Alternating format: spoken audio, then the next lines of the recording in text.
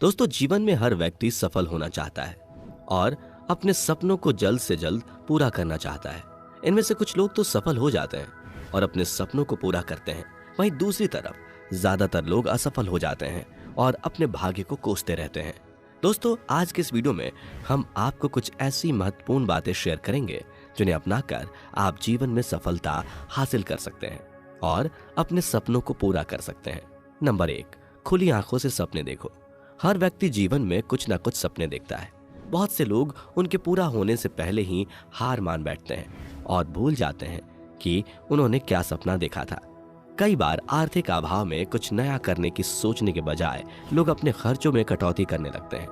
उनके अनुसार जीवन में समस्याओं से बचने का यही एकमात्र उपाय है, पर ऐसा नहीं है। समस्याओं से हम जितना बचने की कोशिश करेंगे वह हमें उतना ही अधिक घेरेंगे और उनका समाधान नहीं निकल पाएगा।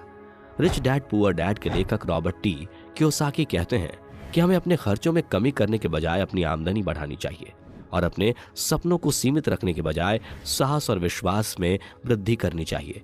सही सपनों के अभाव में हम संसार में तरक्की के शिखर पर पहुंचना तो क्या, थोड़ी भी ऊपर नहीं उठ सकते।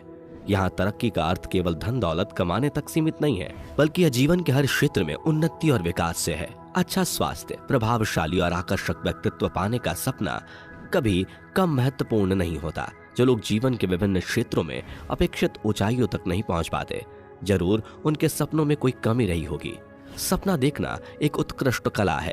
अब प्रश्न उठता है कि सही सपनों का चुनाव कैसे करें और कैसे उन्हें देखें। डॉक्टर अब्दुल कलाम साहब ने कहा है कि सपने वे नहीं होते जो हम सोते वक्त नींद में देखते हैं, सपने वे होते हैं जो हमें सोने नहीं देते। वास्तव में जीवन में कुछ करने या पाने की जो प्रबल इच्छा, बेचैनी या तड़प होती है, वह व्यक्ति का असली सपना ही होता है। उसी प्रबल इच्छा से हमारे मन में निरंतर विचार उत्पन्न होते रहते हैं। ऐसे सपने नींद में नहीं, जागते हुए और सोच समझ कर देखे जाते हैं। रात को नींद में हम सपने देखते नहीं, अपितु वे स्वयं हमारी नींद में उपस्थित होते हैं, जिन्हें हम भूल जाते हैं और वे हमें बेचैन भी नहीं करते। जो सही मायनों में हमें बेचैन कर दे, हमें सोने ना दे, आगे बढ़ने के लिए विवश कर दे, वही एक सार्थक सपना है। इसी तरह के सपनों को बोया और उगाया जाता है, उसकी देखभाल और परवरिश की जाती है ताकि वे पूरे हो सकें। कई बार कौन सा विचार आया और आकर हमारा सपना बन गया, हमें पता ही नहीं चलता। यदि कोई गलत विचार हमारा सपना बन जाता है तो वह हमें तबाह कर देता है और हमें पता भी नहीं चलता। सोच समझकर सपने देखना ही बेहतर होता है। अपने विचार, भाव या सपने को चित्र के रूप में देखना सबसे अधिक महत्वपूर्ण और फलदायी होता है। सपने देखने की यह पूरी प्रक्रिया हमारे मस्तिष्क को अत्यंत सक्रिय करती है और झकझोरती है। मस्तिष्क की कोशिकाएं हमारे सपने के अनुरूप अपेक्षित परिस्थितियों का निर्माण करने में जुट जाती हैं और हमारे सपने को पूरा होने तक हमें ऊर्जा प्रदान करती रहती हैं। ऊंचे सपने देखो, अच्छे सपने देखो, इसी में छिपा है हर प्रकार की सफलता और उन्नति का राज। दूसरा, अपनी कमजोरी किसी को ना बताएं। रावण कितना शक्तिशाली था सभी जानते हैं, लेकिन वह भी मारा गया। जानते हैं क्यों? क्योंकि उसकी कमजोरी प्रकट हो गई। जैसे ही रावण की कमी पता चली, उसके वध में विलंब नहीं हुआ। हम यह किस्सा इसलिए सुना रहे हैं कि आपको अपनी कमजोरी को जाहिर होने से बचाना होगा। वह रावण हो या कोई और, जिसकी कमजोरी हाथ लग गई, दुश्मन उसे अपनी सुविधा से चलाने की ताकत पा जाते हैं। ऋषि मुनि, सूफी, दरवेश इसलिए तो कहते हैं कि अपने जीवन में ऐसी कमजोरियों को जगह मत दो जिनके कारण तुम्हें झुककर अधर्म करना पड़े, पाप करना पड़े। जीवन इतना सरल बनाओ कि उसमें कमजोरियों की कोई जगह ही ना रह जाए। यह नियम हर इंसान पर लागू होता है। यदि तुम्हें सिर उठाकर जीवन जीना है तो अपनी कमजोरियों पर धीरे धीरे विजय प्राप्त करते चलो। मनुष्य के जीवन में तमाम उतार चढ़ाव आते हैं। कई बार विजय प्राप्त होती है तो कई बार पराजय हाथ लगती है। दोनों ही परिस्थितियों में एक बात जाहिर है कि आप तब तक जीत रहे होते हैं जब तक आपके दुश्मन के हाथ आपकी कमजोरी नहीं आ रही है। आप तभी हारते हैं जब आपकी कमजोरी प्रकट हो जाती है। हम सब बचपन से पढ़ते आए हैं कि लोहे की मजबूत चेन की मजबूती उसकी कमजोर कड़ी की ताकत पर निर्भर करती है। जीवन में भी ऐसा ही है। इसकी विजय पराजय इसके सबसे कमजोर पक्ष के सामने आने पर निर्भर करती है। हर महापुरुष इसीलिए कहता है कि अपनी कमजोरियों पर विजय पाओ ताकि कल तुम्हें कोई मजबूर न कर सके। कूटनीति कहती है कि अपनी कमजोरी को इतना ढको कि यह विरोधियों की नजर में न आए, क्योंकि यह जैसे ही उनके हाथ आई आपका शिखर धरातल पर दिखाई देगा।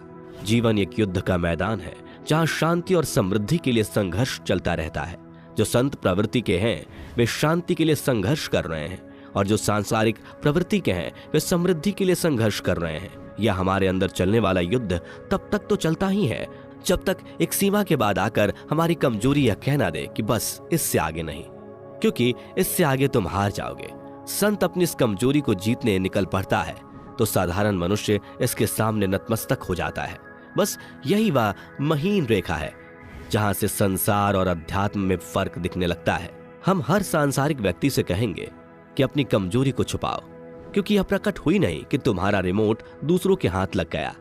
दूसरी तरफ आध्यात्मिक व्यक्ति से कहेंगे कि अपनी कमजोरी पर विजय पाओ, क्योंकि कमजोरी पर विजय पाए बिना कोई भी आध्यात्म मार्ग पर नहीं चल सकता। साधारण मनुष्य को अपनी कमजोरी को दुश्मन की नजरों से बचाना होगा और आध्यात्मिक मनुष्य को अपनी कमजोरी को प्रकट होने से पहले हराना होगा। दोनों सूरतों में कमजोरी का प्रदर्शन घातक होता है। अपने इर्द गिर्द देखिए, जो चमक रहे हैं उनकी कमजोरी संसार के हाथ लगी नहीं, और जो बुझ चुके हैं उनकी कमजोरियों पर संसार ने उन्हें रोक दिया। इसलिए दूर तक चलने के लिए पहले तो कमजोरियों से बचिए, उसके बाद इनको जाहिर होने से रोकिए, तभी सांसारिक या आध्यात्मिक कामयाबी की राह पर दूर तक जा सकेंगे। नंबर 3, वास्तविक खुशी खोजें। आधुनिक उपकरणों जैसे कंप्यूटर, स्मार्टफोन, टैबलेट्स और अन्य विकसित साधनों के प्रसार से लोग एक दूसरे से काफी नजदीक आ गए हैं। जब वे मिल नहीं पाते, फोन पर बात नहीं कर पाते, तब ईमेल या टेक्स्ट मैसेज के जरिए संवाद कर लेते हैं।